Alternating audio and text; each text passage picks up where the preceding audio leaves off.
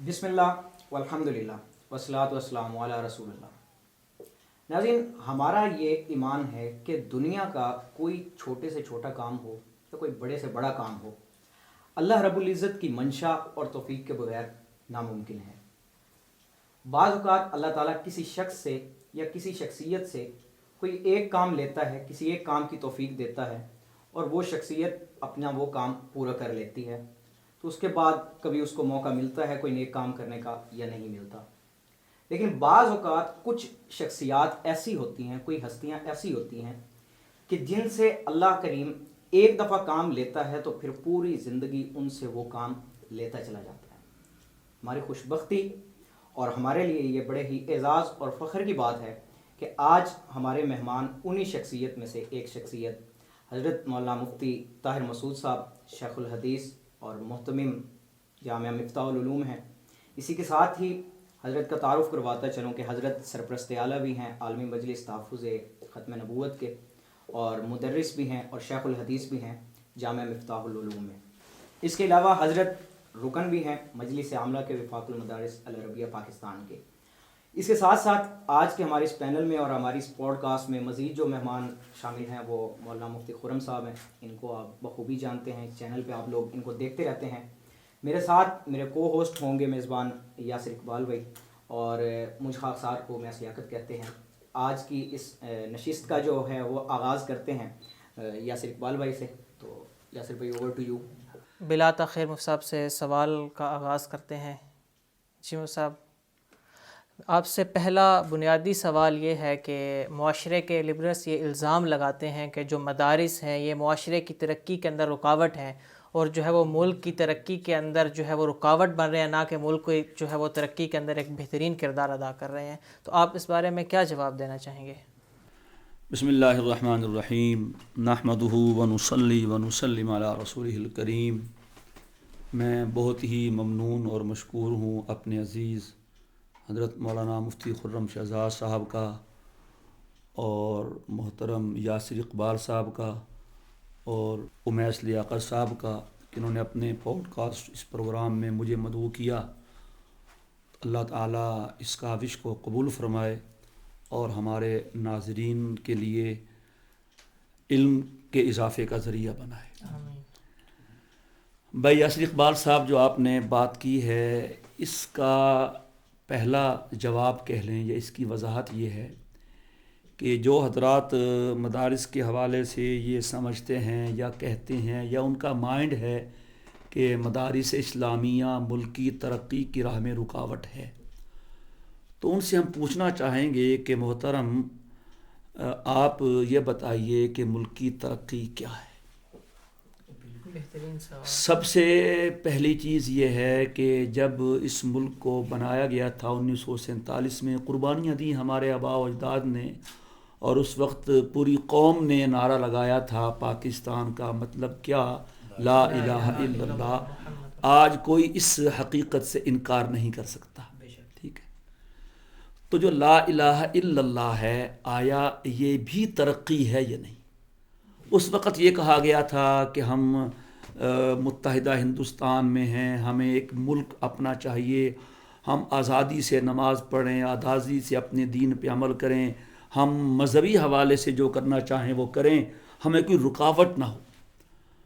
तो बात यह है कि दीनी मदारिस के हवाले से अगर ये समझा गया कि ये मादी तरक्की के हवाले से कोई रुकावट हैं या माशी हवाले से कोई इस किस्म का प्रॉब्लम है, तो बात यह है कि देखा यह जाता है कि ये चीज़ जो वजूद में आई है तो इसका मकसद क्या है और इसकी बेस और इसकी बुनियाद क्या है। सर, ये सवाल किया जाता है कि मदारिस से निकलने वाले उलमा अपने मुआशरे की सतह पे लीडरशिप का किरदार नहीं अदा कर रहे, अपने समाज की सतह पे जो है वो एक बड़ी कसम पुरसी की ज़िंदगी गुजार रहे हैं। इसमें ये जो आपका सवाल है, इससे इत्तेफाक इस वास्ते नहीं है कि जब पूरी कौम ये देख रही है कि मुआशरे में मदारिस के फ़ारिग़ तहसील लोग वो सही तौर पे मुआशी हवाले से मुस्तहकम नहीं हैं और उनकी ज़िंदगी में कोई ऐसी दुनियावी रौनकें नहीं हैं, تو پھر چاہیے تو یہ تھا کہ اتنی بڑی تعداد جو مدارس میں بچوں کی زیر تعلیم ہے وہ قوم ہی کے تو بچے ہیں. اس وقت کم و بیش 30 لاکھ سے زائد بچے اور بچیاں پاکستان کے وفاق المدارس العربیہ، پاکستان کے ساتھ جو ملحق مدارس ہیں ان میں زیر تعلیم ہیں. تو اگر یہ ایسا کوئی ایشو تھا یہ تو صرف وفاق میں ہے. بہت بڑی تعداد ہے، اور اگر آپ باقی بورڈز اور ان کو دیکھیں تو یہ تعداد 50 لاکھ سے نہیں، اس میں یہ ہے کہ اللہ کا شکر ہے کہ وفاق المدارس اکیلا ایک طرف ہو اور باقی جتنے بھی بورڈ ہیں وہ ایک طرف ہوں، تو وہ سب مل کے وفاق المدارس کے نصف کیا چوتھائی کو بھی نہیں پہنچتے. یہ اللہ نے اعزاز وفاق المدارس کو دیا ہے کہ پوری دنیا میں ایسے بورڈ کی، پرائیویٹ بورڈ کی مثال نہیں. 30 لاکھ بچے اور بچیاں پڑھ رہی ہیں، تو اگر ان کا مستقبل تاریک تھا تو پھر ماں باپ تو اپنے اولاد کا مستقبل تاریک نہیں کرواتے. تو دوسری بات یہ ہے کہ جس کو ہو جان و دل عزیز تیری گلی میں آئے کیوں. تو یہ طبقہ وہ ہے جس کا مائنڈ یہ ہے کہ ہم نے اپنے کام کا اجر اللہ سے لینا ہے. یہی وجہ ہے کہ انہیں آئے روز تانے مل رہے ہیں شروع سے ہی. اور حضرت مفتی محمد شفیع صاحب رحمہ اللہ تعالیٰ، مفتی اعظم پاکستان کا یہ مشہور قول ہے، وہ فرماتے تھے کہ مولوی ملامتی فرقہ ہے. مولوی جو بھی کر لے اس پہ ملامت ہوگی. جی اچھا مولوی نے کوٹ پہن لیا، اگر نہیں پہنے گا یار مولوی کے پاس کوٹ کے پیسے بھی نہیں ہیں. مولوی سائیکل پہ، اچھا یہ اب تک سائیکل پہ ہی ہے. اگر مولوی لینڈ کروزر پہ گاڑی پہ آ جائے، اچھا مولویوں کے پاس بھی گاڑی آ گئی. تو مولوی وہ طبقہ بنا دیا گیا ہے کہ یہ ملامتی فرقہ ہے، جو بھی کرے گا اس پہ ملامت ہوگی. اور پھر یہ وہ فرقہ ہے جو کسی ملامت کی پرواہ کیے بغیر جو اس کی ڈیوٹی ہے وہ انجام دے رہا ہے. لا یخافون فی اللہ لومۃ لائم. پچھلے سوال کے جواب میں آپ نے نا کچھ جھلکیاں جو ہے نا ہمارے سامنے ماضی کی رکھی، تو میں تھوڑا سا ماضی میں چلا گیا، تو وہاں جا کے میں نے تصور کیا کہ دیکھیں ماضی میں جو علماء تھے وہ ملک کی سطح پہ اور ملک کی سیاست میں خاص طور پر ایک بڑا اہم رکن تھے. کہا جاتا ہے کہ جب تحریک پاکستان چل رہی تھی، مسلم لیگ جو ہے یہ تحریک پاکستان چلا رہی تھی، اس وقت یہ بڑی ایک جو ہے وہ کھوکھلی سی جماعت تھی. سوائے قائد اعظم کے یا لیاقت علی خان کے کوئی اور سیاسی رہنما یا لیڈر ان کے پاس نہیں تھا. اس وقت اگر کوئی منظم کوئی جماعت تھی تو وہ علماء کی جماعت تھی، جمعیت علماء ہند. تو ایک بڑا ہی ایک پلر تھا اس وقت کی سیاست میں.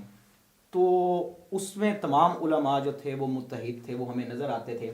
گو کہ اس میں سے بعض جو ہیں وہ پاکستان بننے کی مخالفت میں تھے، اس پہ بھی ہم آئیں گے، اور کچھ جو ہے وہ اس کے حق میں تھے.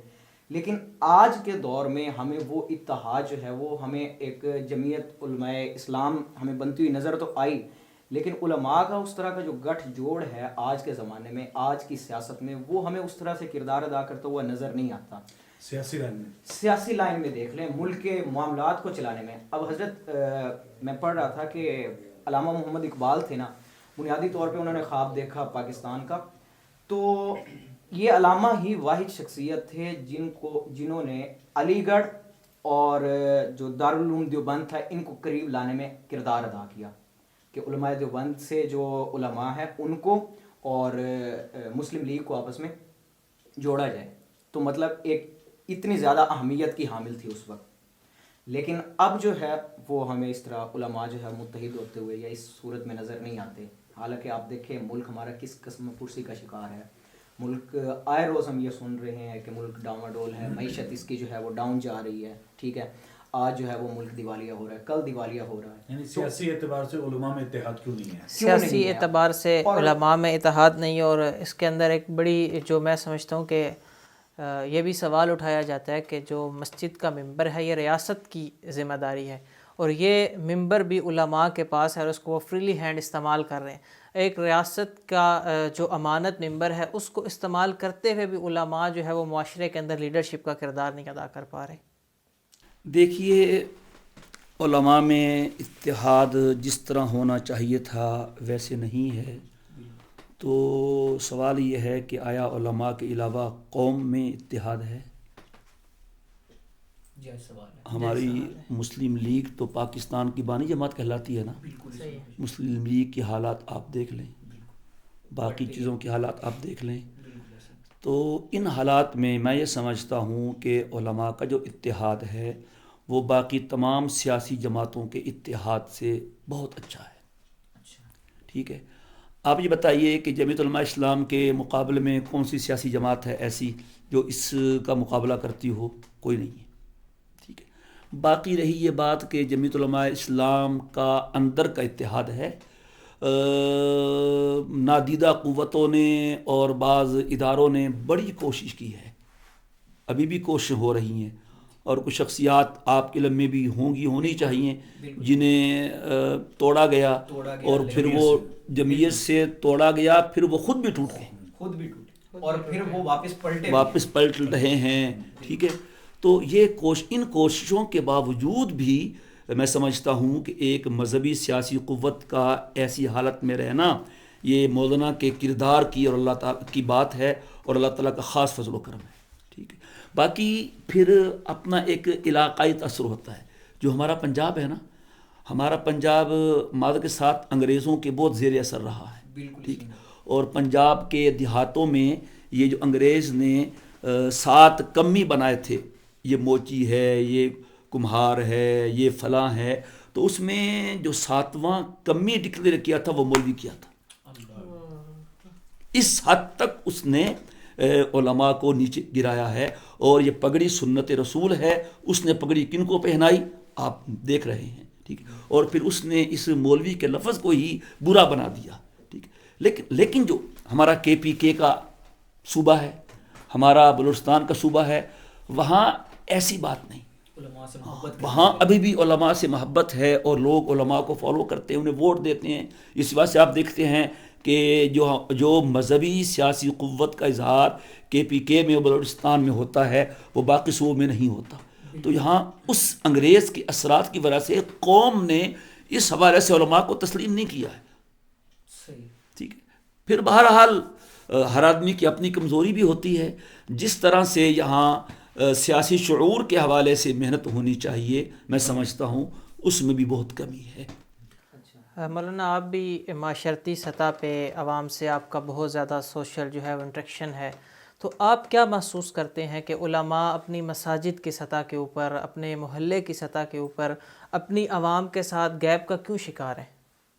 اس میں نا کچھ تھوڑا سا اضافہ کرتا ہوں اسی سوال میں. نا یہ جو میں نے دیکھا ہے عموماً حضرت ہمارے یہاں یہ چیز پائی جاتی ہے کہ جو عالم ہے نا، جو مدرسے میں بطور مدرس آیا ہے یا مسجد میں بطور پیش امام آیا، تو اس کی روزی روٹی کا جو ہے نا وہ واحد ذریعہ یہ ہے، مطلب ذریعہ معاش اس کا یہ ہے. کیونکہ ہم عموماً دیکھتے ہیں بعض جگہ پہ ہمیں نظر آتا ہے کہ علماء ساتھ ساتھ اپنے بزنس بھی کر رہے ہیں، اپنی تجارت بھی کر رہے ہوتے ہیں، لیکن زیادہ تر جو ہمیں نظر آتا ہے وہ یہ آتا ہے کہ وہ اسی منبر و محراب کو جو ہے وہ اپنا ذریعہ معاش بنا لیتے ہیں. اور اس کی وجہ یہ ہوتی ہے ہمارے ہاں پنجاب کا جو کلچر ہے اس میں یہ ہے کہ عالم جو ہے نا وہ مقامی کم ہوتے ہیں اور کسی دوسرے علاقے سے آئے ہوئے عالم ہوتے ہیں. اور ہماری جو مساجد کا سسٹم ہے اس میں یہ ہے کہ مسجد کا ایک صدر ہوگا، ایک منتظم ہوگا، اور وہ تمام وہ اس علاقے کے اثر و رسوخ والے لوگ ہوتے ہیں. اب حضرت ہوتا یوں ہے کہ وہ جو عالم دین جو انہوں نے ہائر کیا ہے اپنی مسجد کے لیے، وہ بڑا ایک لگا بندھا سا ہو جاتا ہے، بالکل کنجسٹ ہو جاتا ہے. وہ ان کی توقعات کے برخلاف چاہے وہ شریعت ہی کی کوئی بات کیوں نہ ہو وہ نہیں کر پاتا. ٹھیک ہے. اسی طرح منبر جو ہے یہ رسول اللہ صلی اللہ علیہ وسلم نے جہاں علم کے موتی بکھیرنے کے لیے اس کو استعمال فرمایا، وہیں سیاست کے لیے بھی اس کو استعمال فرمایا. تو ہمارے جو مساجد کے پیش امام ہوتے ہیں، مفتیان اکرام ہوتے ہیں، وہ سیاست پہ بات نہیں کر سکتے کیونکہ سامنے جو لوگ بیٹھے ہیں، جو سننے والے ان کے سامعین ہیں، ان میں ان مسجد کے منتظمین ہیں، ان کے صدور ہیں، تو وہ کسی اور سیاسی جماعت سے ان کا تعلق ہے، تو وہ ان کے سامنے یہ چیزیں نہیں کر پاتے. اس کا ذمہ دار کون ہے؟ یہ وہ خود پیش امام ہے یا یہ وہ عوام ہے؟ تو بسم اللہ الرحمن الرحیم. دیکھیں اس کا ایک جواب تو حضرت مفتی صاحب نے آپ کے سامنے پیش کر دیا تھا کہ ہمارا جو پنجاب کا علاقہ ہے اس علاقے کے اندر سیاسی شعور ابھی تک نہیں بیدار ہوا، سیاسی شعور نہیں آیا ابھی تک عوام میں. اور دوسرا آپ تھوڑا سا اگر وزٹ کریں مساجد کا پاکستان میں، تو اب تو وہ ایک ماحول بنتا جا رہا ہے ہمارے پاکستان کی مساجد کا کہ جہاں علماء آزادانہ طور پر اپنی رائے بھی پیش کر سکتے ہیں اور شریعت کو وہ بیان بھی کرتے ہیں. ایک چیز. اور دوسری چیز، آپ یعنی عوام میں اور علماء میں ایک گیپ کی بات کر رہے تھے یاسر بھائی کا بھی یہی سوال تھا, بات یہیں سے شروع ہوئی تھی. عوام میں اور علماء میں گیپ اب کم ہو گیا ہے. دیکھیں, ایک تو حضرت مفتی صاحب نے اس کی طرف اشارہ فرمایا ہے کہ ماضی کے اندر انگریز کی طرف سے جو ایک ذہن دیا گیا تھا, یعنی مولوی کو ایک کمی گروہ یا کمی فرقہ کے طور پر قوم کے سامنے پیش کیا گیا. تو آپ بھی سمجھتے ہیں کہ ماضی کے اندر ایسے حالات بھی رہے ہیں کہ مدارس کے اندر پڑھنے کے لیے کچھ ایسے بچے ڈالے جاتے تھے جو کسی کام کاج کا نہیں ہوتا تھا, لیکن اب ہر قسم, ہر طبقے کا اور ہر شعبے کے افراد اپنے بچوں کو وہ مدارس کی تعلیم دلوانے کے لیے مدارس میں داخلہ, دینی تعلیم دلوانے کے لیے مدارس میں داخلہ وہ کرواتے ہیں ان کا. تو اب وہ گیپ کم ہو گیا. تو ایک محنت باطل کی تھی, اور اب بھی مسلمانوں کے اندر کچھ مذہبی اسکالر جو مذہب کو استعمال کر کے ان کا ہدف اور نشانہ وہ علماء ہیں بنیادی طور پر. آپ کے سامنے میں ابھی نام لینا مناسب نہیں سمجھوں گا, میرے خیال میں کچھ ایسے اسلامک اسکالر ہیں, تو ہمارے ڈاکٹر جاوید احمد غامدی صاحب ہیں اور انجینئر محمد علی مرزا صاحب ہیں. تو ان کی کوشش اور اس قسم کے جو لوگ ہیں وہ ہمیشہ سے یہی رہی ہے کہ علماء سے لوگوں کو متنفر کیا جائے. لہٰذا باطل کی جو شروع سے یہ ایک سازش تھی کہ علماء پر سے عوام کا اعتماد اٹھ جائے, اس پہ وہ کامیاب رہا. لیکن الحمدللہ اب بہت ساری تحریکیں, تنظیمیں اور بہت ساری دعوت کی محنت اور بہت سارے علماء کی اپنی محنتیں ایسی آئی ہیں معاشرے میں جس کی وجہ سے وہ گیپ کم ہو چکا ہے. اب الحمدللہ علماء معاشرے کے معاشرتی مسائل کو سمجھ کر معاشرے میں کام کر رہے ہیں, محنت کر رہے ہیں.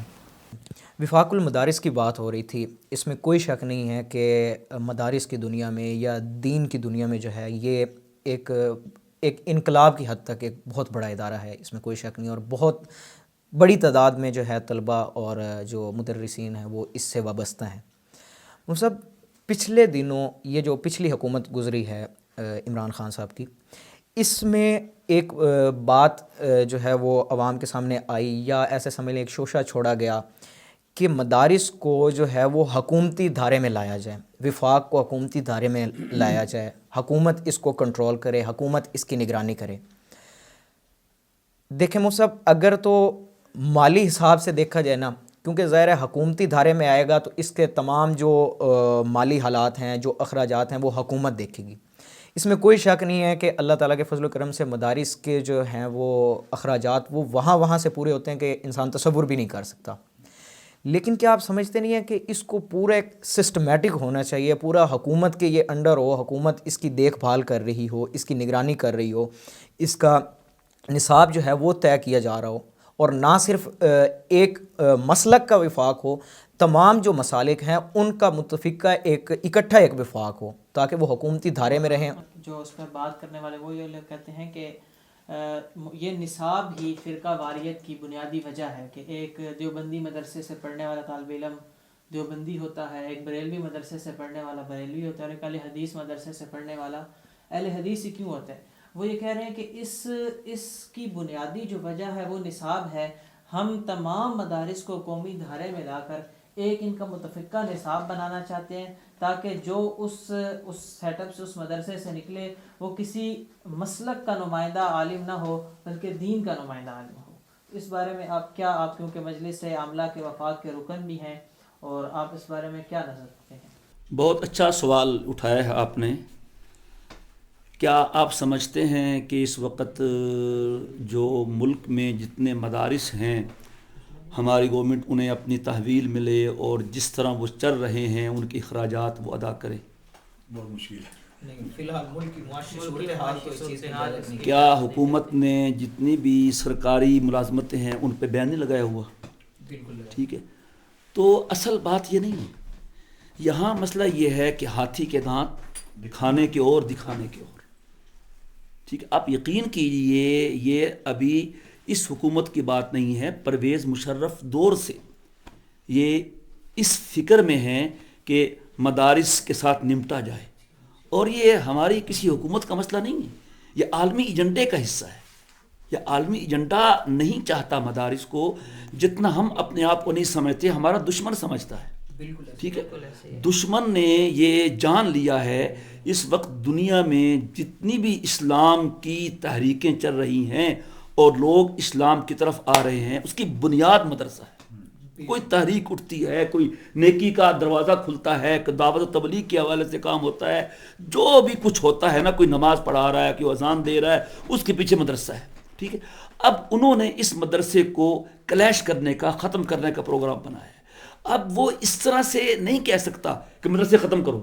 انہیں پتہ ہے کہ عوامی رد عمل ایسا آئے گا کہ وہ ہمیں آئندہ ووٹ نہیں ملے گا. تو وہ اصل میں مدارس کی اصلاح کے نام پر وہ مدارس کا وجود ختم کرنا چاہتے ہیں. اگر یاسر بھائی، اور اگر ان کا بس چلے، وہ ہمارے مدرسوں کو سکول بنا دیں. آج بس چلے، ہماری بلڈنگیں دیکھ کے ان کے منہ میں پانی آتا ہے، وہ ان میں ہاسپٹل بنا دیں. ان کو کچھ اور کام ہے، وہ نہیں چاہتے ہیں. ان کا یہ کہنا کہ سرکاری تحویل میں ہم دے کر اس کو ہم وہ آباد کریں گے، یہ ممکن نہیں ہے. ٹھیک ہے. دوسری بات یہ ہے کہ علماء کو چھوڑیے، کیا ملک کے اندر جو عوام ہے ان میں یہ مسئلہ کی تفریق نہیں ہے. صرف یہ دیوبندی، بریلوی، اہل حدیث علماء ہی ہیں. یہ جتنی عوام ہے، سیاستدان ہے، تاجر ہے، بڑے بڑے نامینیٹ سیاستدان ہیں، کہ وہ اہل حدیث یا بریلوی دیوبندی نہیں ہیں. اگر علماء ایک ہو جاتے ہیں تو کیا وہ ایک ہو جائیں گے؟ اب مثال کے طور پہ یہ تو یہی بات ہوئی کہ آپ کے حساب یہ کیا ہوا جی، علاج کے لیے ایلوپیتھی طریقہ بھی ہے، ہومیوپیتھک بھی ہے، طب یونانی بھی ہے. یہ ان تینوں کا ایک بورڈ بنائیں، بس ایک ہی طریقہ الگ ہونا چاہیے، مکس اپ بن جائے. وہی ایلوپیتھی ہو اور ہومیوپیتھک ہو اور طب یونانی، ہم درد کی دوائیں ملا جلا کے ایک آپ ڈاکٹر رکھیں. یہاں کوئی تفریق نہ ہو، کوئی ایلوپیتھی نہ ہو، کوئی ہومیوپیتھک نہ ہو اور کوئی حکیم نہ ہو، ایک ہی فرد ہو. تو کیا ایسا ممکن ہے؟ یہ ایک تقسیم ہو گئی ہے اور ہم اس تقسیم کے حق میں نہ تھے نہ ہیں. اور ہمارا شرح صدر یہ ہے، یہ تقسیم انگریز نے کروائی. بالکل، اس میں تو کوئی ایسٹ اینڈ انڈیا کمپنی یہاں آئی اور یہ آپ دیکھیں یہ کہیں نہیں ہے. یہ تو ان کی سازش تھی نا. یہ میں آپ کو اگر وقت ہو تو ایک بات سنا دوں، لطیفہ بھی ہے اور بہترین چیز ہے. ہمارے ایک بہت بڑے بزرگ گزرے ہیں، علامہ خالد محمود صاحب رحمہ اللہ تعالیٰ. بہت بڑے ماشاءاللہ فقیہ تھے اور بہت حاضر جواب تھے. ایک مرتبہ قادیانیوں کے ساتھ مناظرہ ہو رہا تھا اور مناظرے کی شرط یہ تھی کہ بس حدیث سے باہر نہیں جانا. نہیں دوسری بات ہے، مناظرے میں سب اکٹھے تھے، دیوبندی بھی، بریلوی بھی، اہل حدیث بھی. اب جب قادیانی مناظر نے دیکھا کہ یار یہ تو جیت رہے ہیں، تو اس نے ایک بات چھوڑ دی. مناظرے میں یہ ہوتا ہے جیسے میں کہتے ہیں پنجابی میں گل ویلے دی، جس نے موقع پہ بات کہہ دی بس وہ جیت گیا. تو اس نے ان کو لڑانے کے لیے کہا جی بات یہ ہے علامہ صاحب کہ یہ جو آپ دیوبندی بھی ہیں اور یہ بریلوی بھی ہیں اور آپ یا رسول اللہ کے قائل نہیں ہیں، دیوبندی اور بریلوی کہتے ہیں الصلاۃ والسلام کہ یا رسول اللہ آپ کے مسلم میں نہیں لکھا ہوتا، ان کے مسلم میں لکھا ہوتا ہے. یہ کیا ہے؟ اس کا خیال تھا کہ علامہ صاحب کو ایسی بات کریں گے، آپس میں لڑ پڑیں گے، ہم جیت جائیں گے. تو علامہ صاحب نے اسے بہت بہتر جواب دیا. علامہ صاحب نے کہا بھائی دیکھو، یہ یا ہے نا، یا یہ عربی کا نہیں، یہ اردو کا ہے. یہ عربی، اور اس کی دلیل یہ ہے کہ آپ کسی بھی عرب ملک چلے جائیں وہاں نظر نہیں آئے گا. کہیں سعودیہ ہے، قطر ہے، دوحہ ہے، دبئی ہے، ابو ظبی ہے، کہیں نظر نہیں آئے گا. معلوم ہے یہ عربی کا ہوتا تو وہاں بھی ہوتا. یہ اردو کا ہے. اس کا مطلب یہ ہے یا اللہ ہے یا رسول اللہ ہے، غلام قادیانی نہیں ہے. تو یہ اصل میں ان کی تقسیم ہے، اب ہو گئی ہے. اب یہ ایک زمینی حقیقت ہے. اب ہم یہ سمجھے کہ اس کو ختم کریں. اتحاد کا مطلب اب یہ رہ گیا ہے کہ ہم اپنے اختلافی جو مسائل ہیں انہیں ہائی لائٹ نہ کریں، ہم اپنے اپنے مسلک کو رہ کر دوسرے کے مسلک کو چھیڑے نہیں. اس کے نظریات کا احترام کریں، اس کے باقی یہ رواداری آپ دیکھیں. اس وقت جو زبان بولی جاتی ہے ہمارے سیاسی لوگوں کی طرف سے، کیا وہ زبان مدرسے کے پڑھے ہوئے علماء بولتے ہیں؟ بالکل نہیں، ایسا نہیں. پھر آپ خود بتائیں کہ اختلاف کرنے میں سلیقہ مند کون ہیں اور بد سلیقہ کون ہے؟ سب مناظرے کی آپ نے بات کی تو میں ایک کتاب میں پڑھ رہا تھا اور ایک عالم سے بھی یہ گفتگو سنی، اگر میں غلط ہوں تو میری تصحیح بھی کر دیجیے گا، کہ مولانا حسین احمد مدنی جو ہمارے اکابر میں سے تھے، علماء دیوبند کے بڑوں میں سے تھے، ان کے مطابق جو ہے ان کے نزدیک یہ تھا کہ انہوں نے کسی بھی جو ہے وہ مسلک یا فقہی اختلاف کے اوپر مناظرہ نہیں کیا. حالانکہ وہ بہت بڑے مناظر تھے، انہوں نے آریاؤں سے مناظرے کیے، عیسائیوں سے مناظر کیے. وہ اس چیز کی گہرائی کو سمجھتے تھے کہ آپس کے اختلافی جو فروعی مسائل ہیں ان پر مناظرہ جو ہے وہ مزید جو ہے وہ امت کے اندر جو ہے وہ تفرقے کا جو ہے باعث بنے گا اور امت کے توڑ کا باعث بنے گا. تو آج کے موجودہ دور کے علماء جو کہتے ہیں کہ ہمیں مناظرے کی ضرورت ہے، یا اس جگہ پر اس وقت پر جی مناظرہ ہونا چاہیے تاکہ حق اور باطل واضح ہو جائے، تو کیا یہ دو باتیں آپس کے اندر کلیش نہیں کر رہی؟ میں سمجھتا ہوں آج مناظرے کا دور نہیں بلکہ مکالمے کا دور ہے. بالکل جیسے ہم بیٹھے ہیں نا، مکالمہ ہونا چاہیے. مناظرہ کا انداز ہی وہ اچھا نہیں ہے. میں تو یہ کہوں گا کہ ہمارے بڑی معذرت کے ساتھ شاید میری بات کسی کو بری لگے کہ میں تو یہ بات کہتا رہتا ہوں کہ ہمارے مدارس میں جو پڑھانے کا انداز ہے وہ مناظرانہ ہے. بالکل مناظرانہ ہے. سب سے پہلے ہم آپ کو خراج تحسین پیش کرتے ہیں کہ آپ نے مجلس عاملہ کا رکن ہونے کے باوجود اتنی فراغ دلی کے ساتھ اس حقیقت کو تسلیم کی. یہ تو حقیقت ہے، ایک حقیقت سے تو نہیں انکار کرنا چاہیے. یہ مناظرانہ ہے، یہ واعظانہ، ناصحانہ، ناصحانہ، حکیمانہ نہیں ہے. بالکل. اور میں اس کی مثال دیتا رہتا ہوں، اپنے طلباء سے کہتا ہوں، میں کہتا میں تو دیکھیں نا، ہم لوگ ہیں، ہم سحری کر رہے ہیں، آدھا گھنٹہ 25 منٹ باقی ہیں اور بہترین کھانا رکھا ہوا ہے. اب ہم شروع ہو جاتے ہیں بحث کرنے میں، ٹھیک ہے، اور کھانا بھی کھا رہے ہیں اور بحث بھی کر رہے ہیں. پتہ بھی ہے کہ ہم نے 20 منٹ کے بعد کھانا کھانا چھوڑ دینا ہے، تو کیا ہم کھانے سے انجوائے کریں گے؟ وہ کھانے کی لذت حاصل ہوگی؟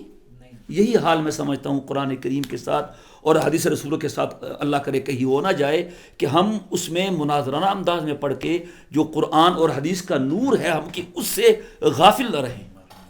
تو اس وقت میں یہ سمجھتا ہوں ضرورت ہے مدارس میں تدریس کا انداز بدلنے کی. اس کو مناظرانہ کی بجائے حکیمانہ اور ناصحانہ اور واعظانہ بنانا چاہیے، تاکہ ہمارے مدرسے سے فارغ التحصیل ہونے والا ہر عالم مناظر نہ ہو، وہ ٹیبل ٹاک والا بچہ ہو، وہ حکیمانہ انداز رکھتا ہو.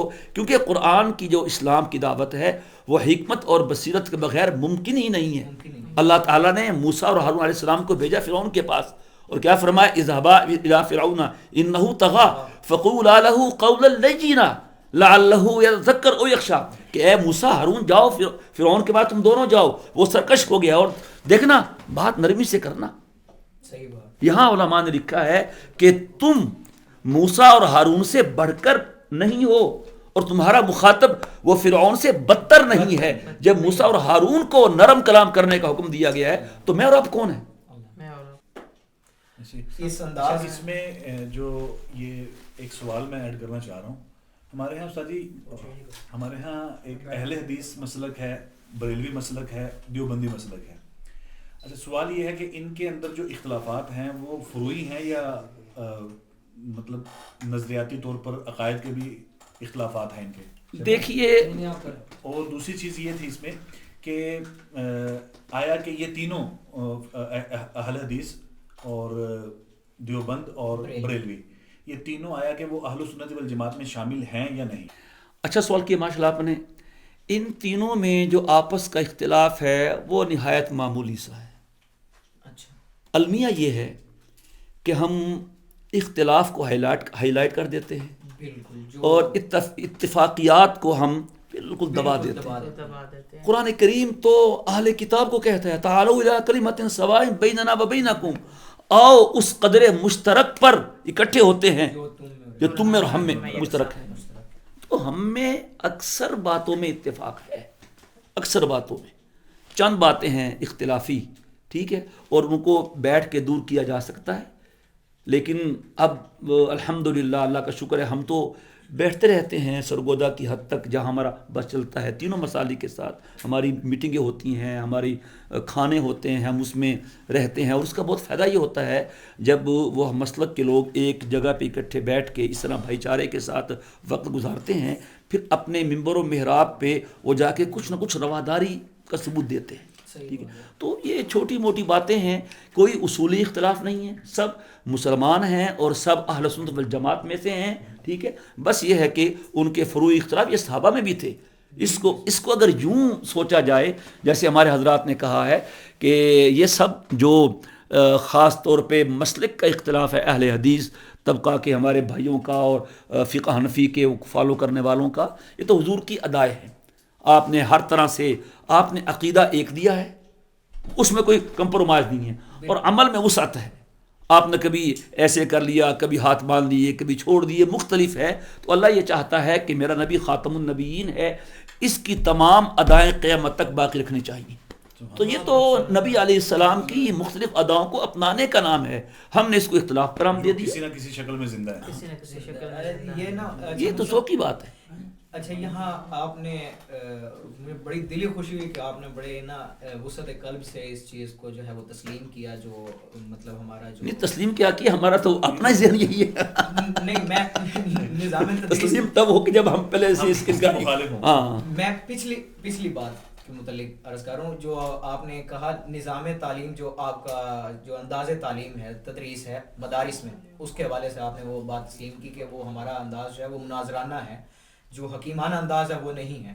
تو اسی سے ایک بات میں نفی کرتا ہوں کہ یہی مدارس تھے, یہی وہ خانقاہیں تھیں, یہی وہ تعلیمی ادارے تھے جن سے ہمارے پاس ابو حامد غزالی بن کے نکلے, جن میں ہمارے پاس نظام الدین طوسی جیسے لوگ ہیں, جن میں ہمارے پاس اور بے شمار ابو القاسم الزہراوی جیسے بڑے بڑے نام ہیں جنہوں نے بڑے بڑے مارکے مارے.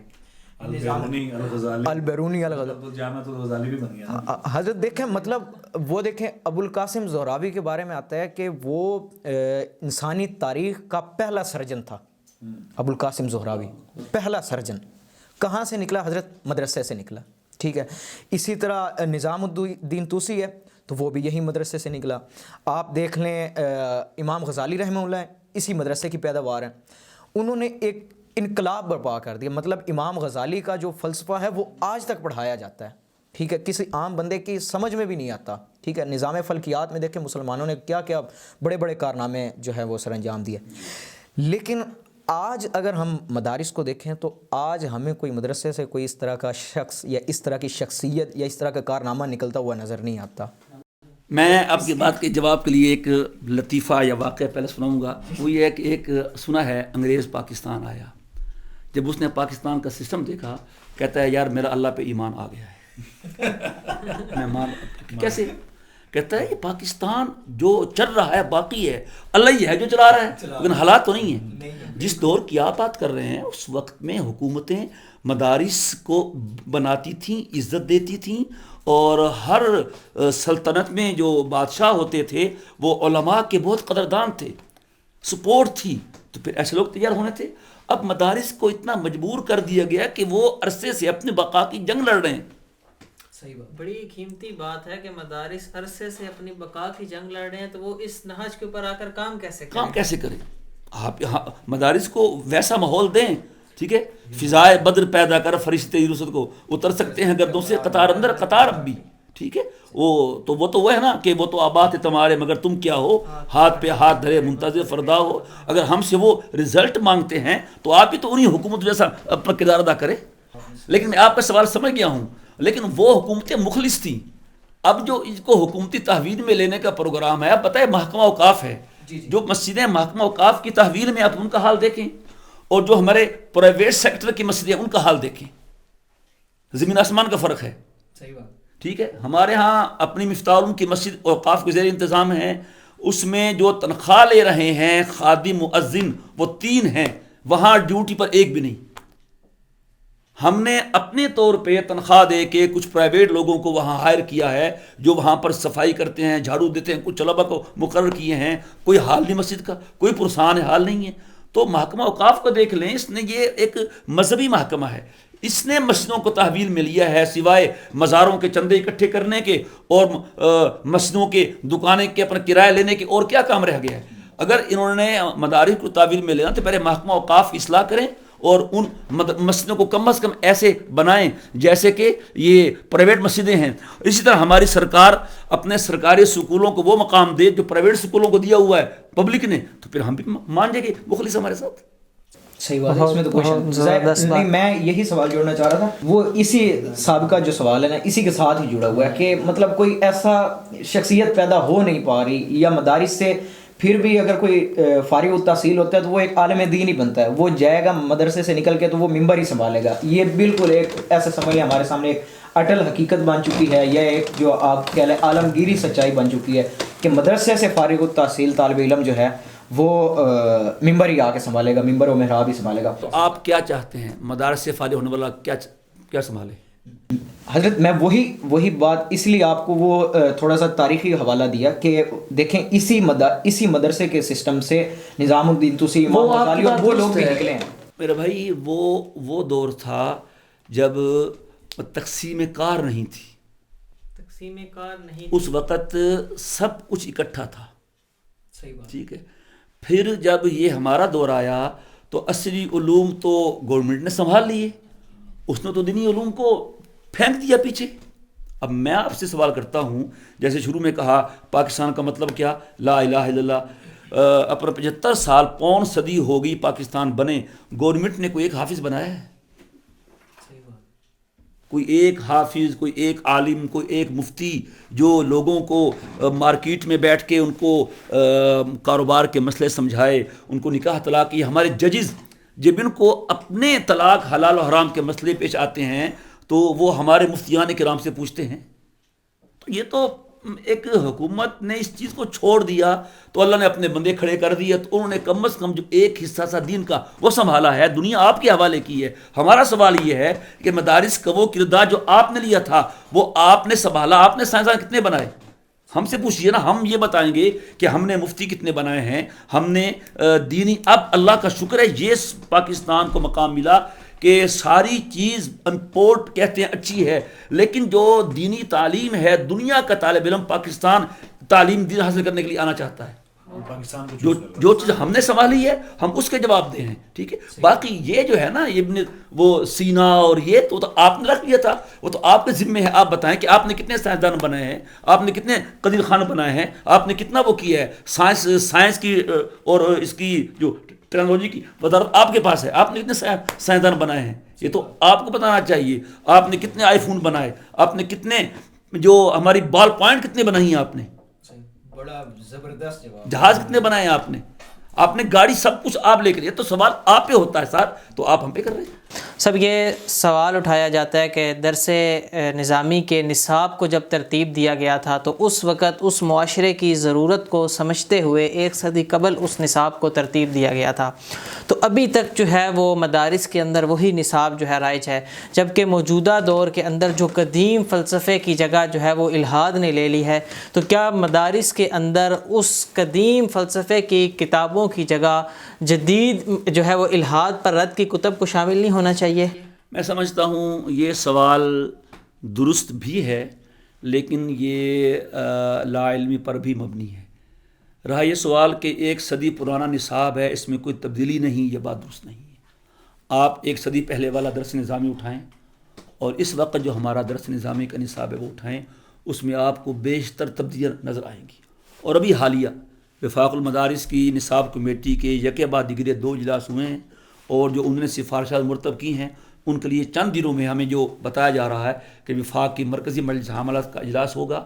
وہ نصاب کمیٹی کی سفارشات پہ غور کر کے اس کی منظوری کا جو بھی ہے وہ فیصلہ کرے گی.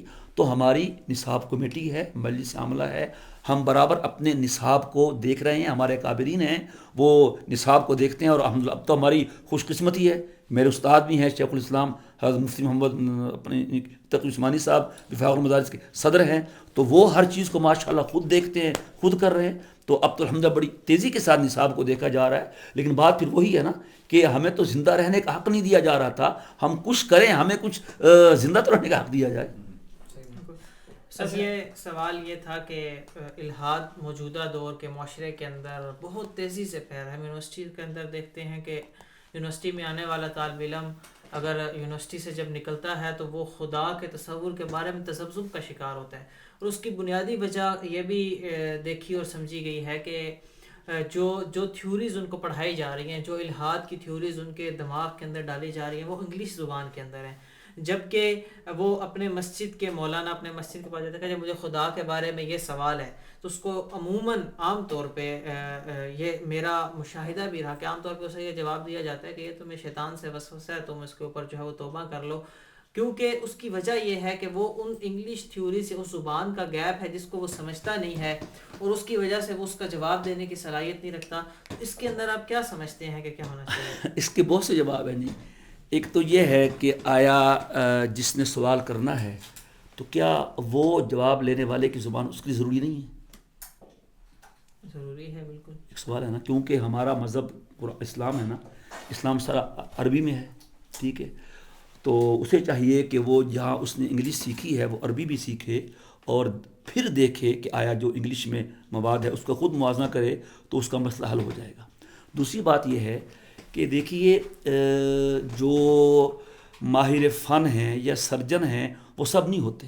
اللہ کا شکر الحمدللہ مدارس کی محنت سے ہر بڑے شہر میں ایسے علماء موجود ہیں جو ہر طرح کے سوالات کو سمجھنے کی اور ان کا جواب دینے کی صلاحیت رکھتے ہیں. ٹھیک ہے، ہم نے مسجدوں میں لوگ رکھے ہیں کہ جی تنخواہ تھوڑی ہو.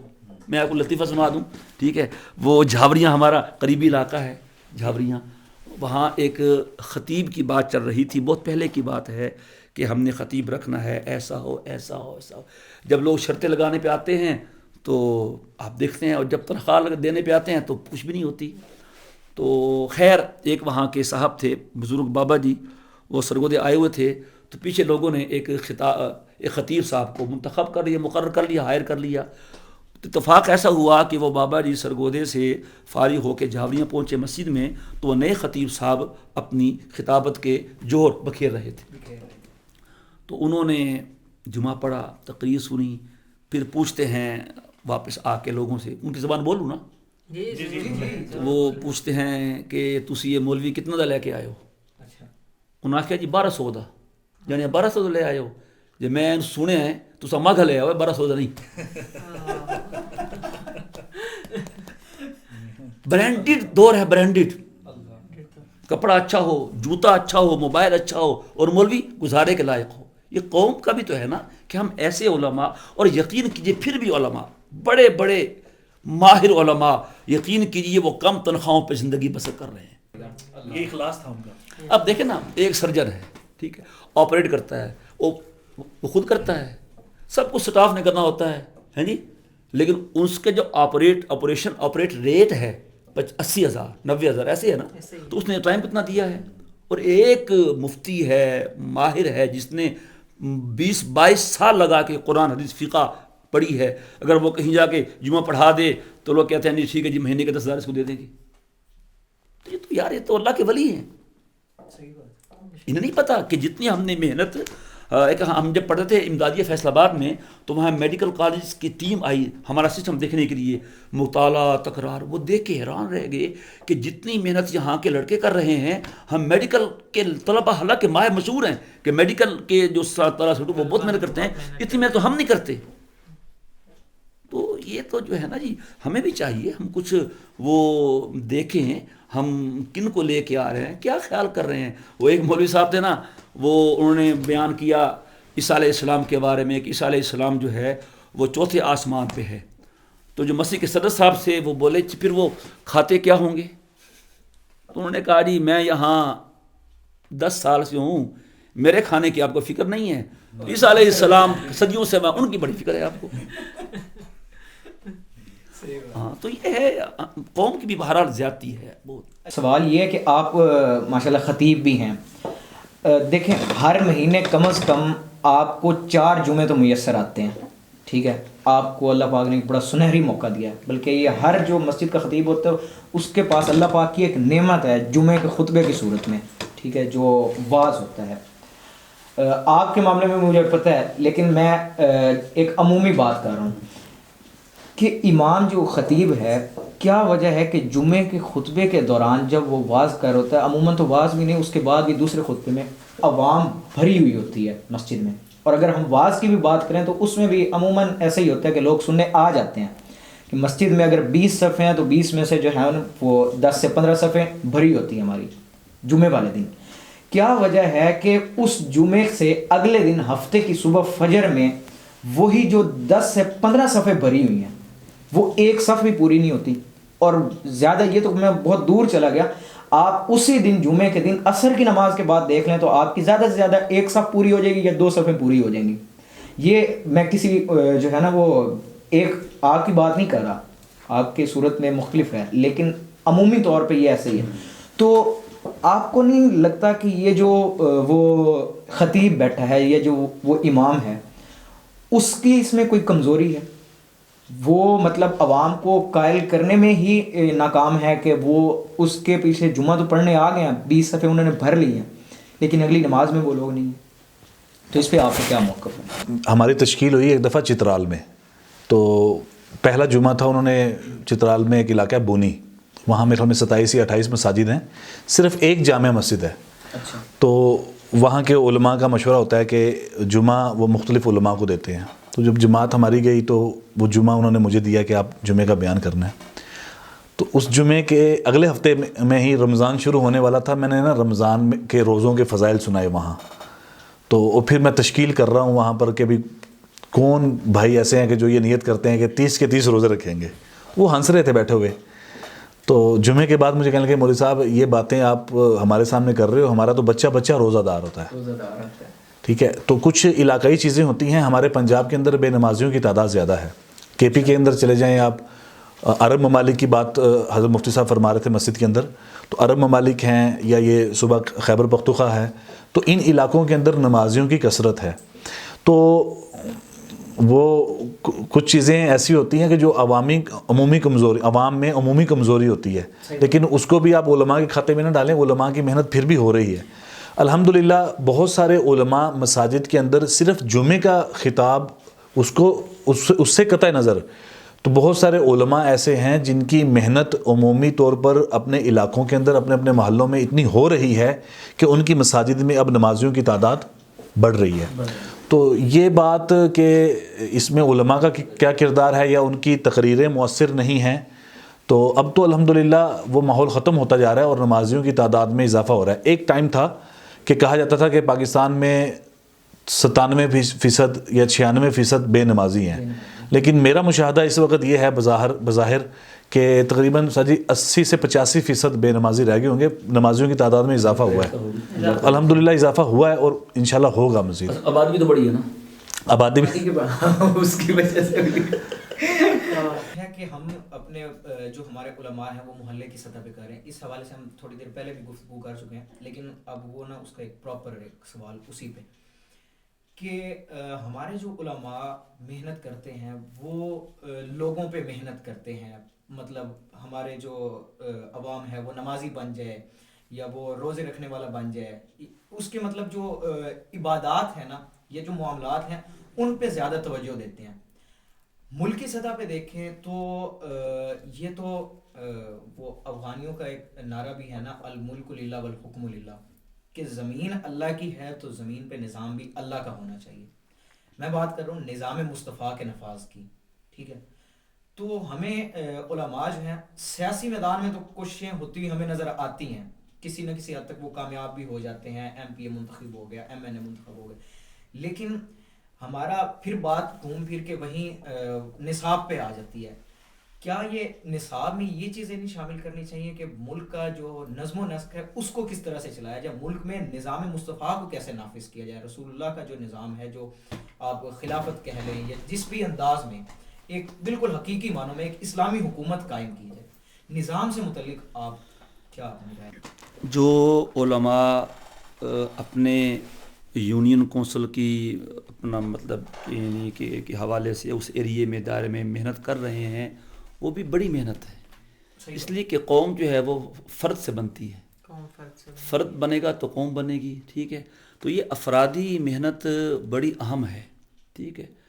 پھر دوسرا یہ ہے کہ ایک فرق ہوتا ہے, فرق مراتب بھی ہے, ٹھیک ہے, کہ جس کا جتنا حجم ہے اس کی سوچ بھی اتنی ہے, ٹھیک ہے. تو جنہیں اللہ نے ملکی لیول کی انٹرنیشنل قسم کی سوچ دی ہے, اس بارے میں سوچتے بھی ہیں, کہتے بھی ہیں, کرتے بھی ہیں. اس طرح نیچے نیچے ہے, ٹھیک ہے. اور یہ جو نظام مصطفیٰ ہے, کوئی نعرہ نہیں ہے, نعرہ نہیں ہے, یہ تو اندر کی تبدیلی ہے. صحیح بات ہے. میں اپنا اندر ٹھیک کروں تو نظام مصطفیٰ آ جائے گا. میرے دل کے اندر ایسا نہیں ہے کہ حکومت کوئی وہ کیا اسے کہتے ہیں جو ہے نا آرڈیننس جاری کر دے, کوئی لا بن جائے, ایسا نہیں ہوگا, ایسا نہیں ہوگا. اس کے لیے تو بہت محنت چاہیے, اور اس کے لیے آدمی کی اپنی نیت بھی تو ہونا. کس کی نیت ہے؟ وہی بات پھر خان صاحب والی. یہ خان صاحب تھے نا, جماعت میں گئے 4 مہینے کے لیے, تو بہت خوش ہوئے کہ جی ماشاء اللہ. تو میں کیا ہو گیا؟ نمازی بن گیا, دین آ گیا, پتہ چلتا ہے نا, صحیح بات, ایمان بھی ہے تو پتہ چلتا ہے. نظر آتا ہے وہ. تو اس نے یہ سوچا کہ یہ سب میرے ارادے کی نیت کی برکت ہے. میں نے کھڑے ہو کے ارادہ کیا تھا, نام لکھوایا تھا, تو میں لک رستے میں آ گیا. تو اپنی بیوی کو فون کرتا ہے, حال احوال پوچھ, کہتا ہے تم داڑھی رکھو. وہ کہتی ہے میں نے نہیں رکھنی. کہ رکھو داڑھی. وہ کہتے ہیں میری داڑھی نہیں آئے گی. کہ تم نیت تو کرو. تو ابھی تک قوم نے نیت نہیں کی ہے. ہم ان 6-7 فٹ کی باڈی پر نظام نافذ نہیں کر پائے ہیں, تو ملک میں کون آئے گا جو نافذ کرے گا. صحیح بات. سر جی آخر میں آپ اپنے طلباء کو, اپنے دیکھنے والوں کو, ہم سب کو کیا پیغام دینا چاہیں گے؟ آج کل کا المیہ یہ ہے کہ دین کے بارے میں اور مذہب کے بارے میں بہت زیادہ بے راہ روی پھیلتی چلی جا رہی ہے. اور جیسا کہ ایک صاحب نے کہا کہ دیکھیں نا, جب یہ آپ کے پاس ایک برتن ہے, آپ اس میں کچھ اچھا نہیں ڈالیں گے تو کوئی آ کے غلط ڈال دے گا خالی برتن میں. تو اس کا مقصد آپ سمجھ گئے ہوں گے کہ ہمیں بھی چاہیے کہ جس طرف قوم جا رہی ہے ہم اسی رستے سے آ کے ان کے اندر اچھا ڈالیں. بہت خوبصورت, بہت خوبصورت. تو اس حوالے سے بھی خدمات انجام دینی چاہیے. امام بخاری بہت ذہین آدمی ہیں, کمال کے ذہین ہیں. تو ان کی کتاب میں, بخاری میں کتاب الجہاد ہے. کتاب الجہاد میں انہوں نے غزوات بیان کیے, پھر ایک باب قائم کیا, باب حفر الخندق, خندق کھودنے کا باب. یہ کیا بات ہے؟ غزوہ خندق ہوا ہے, 5 ہجری میں خندق کھودی ہے, وہ ہوگی بات. یہ کیا ہے؟ اصل میں امام بخاری یہ کہنا چاہتے ہیں کہ خندق کھودنا اہل فارس کا کام تھا جو غیر مسلم تھے. تو کیا جہاد میں مسلمان غیر مسلم کے طریقوں کو فالو کر سکتے ہیں؟ تو یہ باب قائم کر بتا دیا ہے کہ جو چیز فائدہ مند ہو اس کو اختیار کیا جا سکتا ہے. بہت خوبصورت بات. میں یہاں آ کے اپنے طلباء سے کہتا ہوں, دیکھو ایٹم کافر نے بنایا, لیکن یہ ایک لڑائی کی چیز ہے. امام بخاری کے اس باب سے یہ ثابت ہو رہا ہے کہ ایٹم بم بنانا جائز ہے, اگرچہ بنایا ہے کسی اور مسلک کے لوگ نے, لیکن جنگ میں جو چیز فائدہ مند ہو, جو وقت کا تقاضا ہو, اس کو پورا کرنا درست ہے. بہت خوبصورت. ٹھیک ہے. تو اس لیے جو حضرات اس حوالے سے کام کر رہے ہیں ان کے لیے یہ بات تھی. اور جو ہمارے نوجوان نسل ہے انہیں کہنا ہے کہ عزیز نوجوانوں, ہمارے ملک کے شاہینوں, آپ ہمارا مستقبل ہیں. آپ تھوڑا ذرا سوچیں کہ آپ جس سے جو لیں کم از کم اسے دیکھ لیں کہ یہ کون ہے. مشکوٰۃ شریف میں روایت ہے کہ العلم دین فانظروا عمن تأخذون منہ دینکم, کہ علم ایک دین ہے, تم یہ دیکھ لو اپنا دین کس سے لے رہے ہو. اور جیسے کہا جاتا ہے کہ مارکیٹ میں کتاب نہیں بکتی, مصنف بکتا ہے. مصنف بکتا ہے. تو بات نہیں دیکھی جاتی, بات کرنے والا دیکھا جاتا ہے. ٹھیک ہے. تو اس لیے آج کل بالخصوص مذہب کے حوالے سے بہت سے شترے بے مہار, اور ہم سمجھتے ہیں کہ جنہیں باقاعدہ منصوبہ بندی سے مارکیٹ میں پھیلایا گیا ہے. میں ان کا نام لینا بھی نہیں چاہتا, جو ہمارے اپنے عزیز مولانا خرم صاحب نے نام لیے ہیں, یہ ان میں 2 ہیں اور بھی ہیں. تو کم از کم یار اتنا دیکھ لیں. آپ کسی ڈاکٹر کے پاس جاتے ہیں, وہ اپنی ڈگری دکھاتا ہے آپ کو, میں امریکہ سے, لنڈن سے, فلاں سے میں نے پڑھا ہے. تو کیا دین لاوارث ہے جس کے پاس کوئی سند نہیں, کوئی ڈگری نہیں ہے, وہ جو چاہے کہہ لے؟ دین صرف کتابوں سے نہیں آتا ہے, دین حضور کے ساتھ تسلسل کا نام ہے. امام مالک رحمہ اللہ تعالی مدینہ کے امام ہیں, موطا کے مصنف ہیں, اور بہت کمال کے آدمی ہیں. سبحان اللہ, بہت محبوب شخصیت ہے ہمارے ذہن میں, ان کی بڑی محبت ہے. ان کا ایک اصول تھا, وہ موطا میں حدیث لاتے ہیں اور بالکل صحیح حدیث ہے, لیکن ہم اس پہ عمل نہیں کرتے. کیوں؟ کہ اہل مدینہ نے اس پہ عمل نہیں کیا ہے. تو دین صرف کتابی چیز کا نام نہیں ہے. اب نماز آپ دیکھیں, کیا ہم صرف نماز کتاب سے دیکھ پڑھتے ہیں؟ نہیں, ہماری نماز کا تسلسل حضور کے ساتھ ملتا ہے. بہت خوبصورت. اللہ پاک نے نماز کا حکم دیا, طریقہ بیان کیا, کیا تھی مشکل 2-3 سطروں میں کہہ دیتے, 1 رکعت بتا دیتا, باقی ایسے پڑھ لو. لیکن نہیں, اس میں حکمت ہے. اللہ اپنے نبی کی پوزیشن واضح کرنا چاہتا ہے کہ میں نے اتنی زیادہ بات نہیں کرنی, یہ بک آف دی آرڈرز ہے, میں نے آرڈر دینا ہے. کرنا کیسے؟ یہ میرا مصطفیٰ ہے, اس کو دیکھو اور کرو. پھر حضور نے فرمایا کہ صلو کما رأیتمونی اصلی، جس طرح مجھے دیکھتے ہو نا اس طرح نماز پڑھو. صحابہ نے حضور کو دیکھا، تابعین تبع تابعین کو آگے چلتے چلتے، اس طرح ہمارا لیے نماز کی مثال ہے، ہمارے دین کی سند ہے، تسلسل ہے. جو بھی دین کی بات کرتا ہے اس سے لے کے حضور تک ایک سند ہے. عبداللہ ابن مبارک بہت بڑے آدمی ہیں امت کے، وہ کہتے ہیں کہ الاسناد من الدین ولولا الاسناد لقال من شاء ما شاء. یہ سند دین ہے. سند کا مطلب اپنے سے حضور تک سلسلہ جوڑنا. اور اگر سند نہ ہوتی، جو شخص جو چاہتا اور جو ہوتا کہہ دیتا. آج وہی کچھ ہو رہا ہے، جو چاہتا ہے کہہ رہا ہے، لوگوں کو پتہ نہیں ہے. تو بس یہی کہنا ہے اپنے نوجوانوں کو کہ آپ ڈاکٹر کو دیکھتے ہیں، آرکیٹیکٹ کو دیکھتے ہیں، انجینئر کو چیک کرتے ہیں اس کے پاس ڈگری بھی ہے کہ نہیں، تو خدا را اپنا دین سمجھنے کے لیے اتنا دیکھ لیا کریں کہ ہم جس سے لے رہے ہیں یہ مستند ہے یا نہیں. صاحب نے بات کی کہ دین ایک تسلسل کا نام ہے، تو مجھے اقبال یاد آئے. وہ فرماتے ہیں کہ نہ کتابوں سے، نمازوں سے، نظر سے پیدا دین ہوتا ہے بزرگوں کی نظر سے پیدا. یہ فیضان نظر تھا کہ مکتب کی کرامت تھی، سکھائے جس نے اسماعیل کو آداب فرزندی. تو میں اپنے ہوسٹ امیس بھائی کا شکریہ ادا کرتا ہوں، اور سب سے زیادہ جو ہے وہ اپنے استاد محترم، ہم سب کے استاذ، ہمارے بڑے اپنے مولانا طاہر مفتی طاہر مسعود صاحب کا شکریہ ادا کرتا ہوں کہ انہوں نے اپنی گوناگوں مصروفیات سے وقت نکالا اور اتنی قیمتی نصائح سے جو ہے وہ ہمیں شرف یاب کیا. ایک بہت کچھ سیکھنے کا عمل تھا، اور انشاءاللہ ہمارے لیے یہاں پہ سیکھنے کا عمل تھا. اور جہاں جہاں تک یہ گفتگو پہنچے گی سوشل میڈیا کے ذریعے پورے ملک کے اندر نوجوانوں کے لیے ایک فکری نظری جو ہے وہ بیداری کا عمل ہوگا. ایم کے ایس پروڈکشن کے ووکلسٹ مولانا خرم شہزاد صاحب کو شکریہ ادا کرتے ہیں کہ انہوں نے اس پوڈ کاسٹ کو جو ہے وہ ارینج کرنے کے اندر ہمارا جو ہے وہ بہت زیادہ کاوش کی، بہت زیادہ کوشش کی. تو انشاءاللہ ہم کسی اور ٹاپک کے اوپر کہ اسلامائزیشن کیوں ہو، یہ باقی جو ہے وہ نظام کیوں ہو، اسلامی جمہوریت، خلافت کا نظام، یہ بہت سارے ٹاپکس ہیں. انشاءاللہ ہم اس کو ڈسکس کریں گے، اپنے استاد محترم کو دوبارہ زحمت دیں گے. انشاءاللہ ملیں گے ایک اور پوڈ کاسٹ کے ساتھ. اپنے ہوسٹ یاسر اقبال کو دیجیے اجازت.